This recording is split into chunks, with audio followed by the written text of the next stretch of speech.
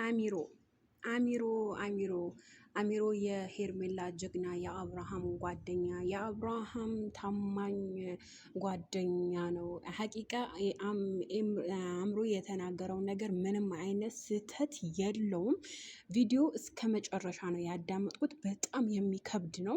ኦኬ የአብርሃም ውሳኔ ሊከብዳችሁ ይችላል።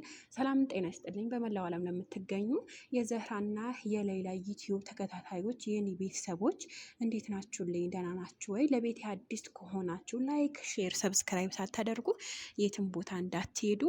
እኔን የምታበረታቱኝ ጎበዝ በርቺ ለምትሉ ሁላችሁም የማይጠፋው በረከት የሞልቶ የሚፈሰው በረከት ይስጣችሁ። ዛሬ አሚሮ በሰራው ቪዲዮ ላይ አንዳንድ ነገር ልናገር ነው የመጣሁት። በነገራችን ላይ አሚሮ የተናገረው ነገር አብርሃም ትክክለኛ ውሳኔ በእኔ በኩል እንደራሴ ኦኬ አብርሃም ላይ ትልቅ ተጽዕኖ ሊያመጣበት ይችላል። ነገር ግን እኔ በበኩሌ አብርሃም ትክክለኛ ውሳኔ ነው የወሰነው። ሄርሜላም አልመረጠም፣ ሩታም አልመረጠም ማለት ነው። ነገር ግን እኛ መደገፍ ያለብን ከትክክለኛ ጎን ወይም ደግሞ አብርሃም ትክክለኛ ራሱን በቃ አረጋግጦ ራሱን ሆኖ ሲሆን ራሱ ምርጫ ውስጥ ቢያስገባ የተሻለ ነገር ሊሆን ይችላል ባይ ነኝ እኔ በራሴ በኩል ማለት ነው። ነገር ግን አብርሃም ፈርቶ ነው አብርሃም እንደዚህ ሆኖ ነው የምትሉ አልደግፋችሁም። አሁን አምሮን ትክክል የተናገረው ነገር ምን እንደሆነ ታውቃላችሁ? አብርሃም ሁሉ ነገር ያውቃል።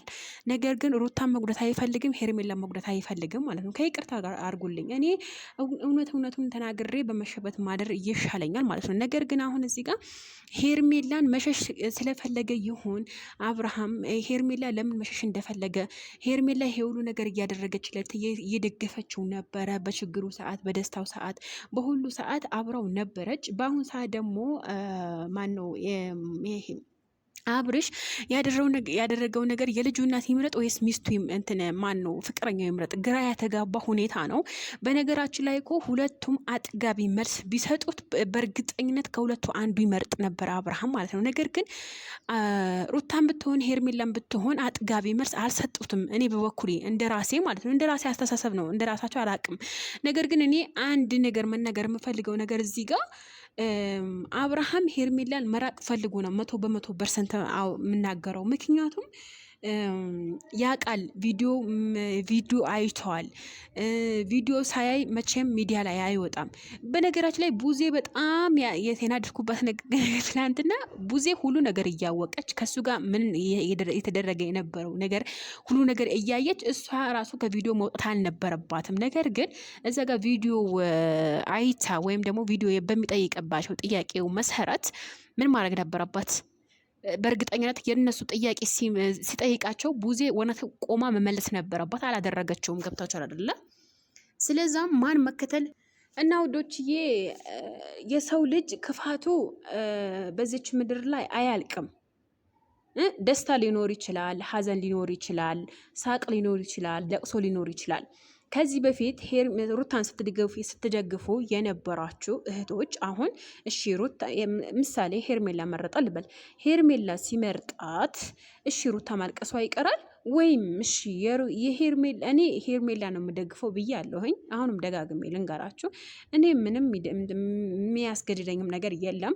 ከዝሙተኛ ጋርም ቆምኩ፣ ከራሴም ጋር ምንም ችግር የለብኝም፣ ከሩታ ጋርም ቆምኩ ማለት ነው። ነገር ግን እዚህ ጋር ሀቁን አይተን ብንፈርድ ለራሳችንም ለዛ ላይ ለምንፈርደው ሰው ይጠቅመዋል እንጂ አይጎዳውም። ገብቷቸዋል።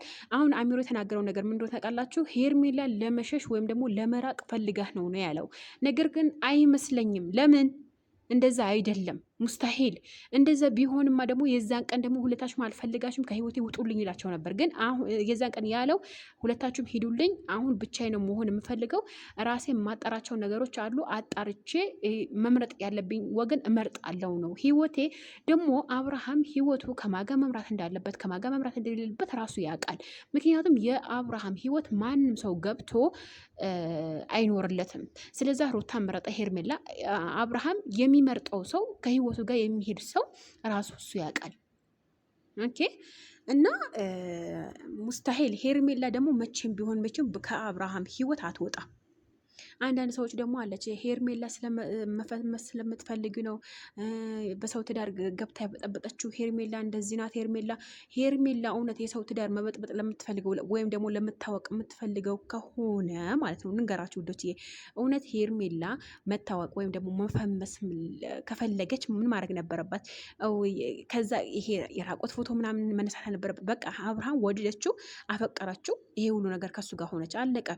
በሷ ምክንያት ነው ይሄ ሁሉ በደል፣ ይሄ ሁሉ ስቃይ እየተሰቃየች ያለችው ሄርሜላ ማለት ነው። እስኪ ሀቅ እንጫወት፣ ሀቂቃ ነው የምላቸው።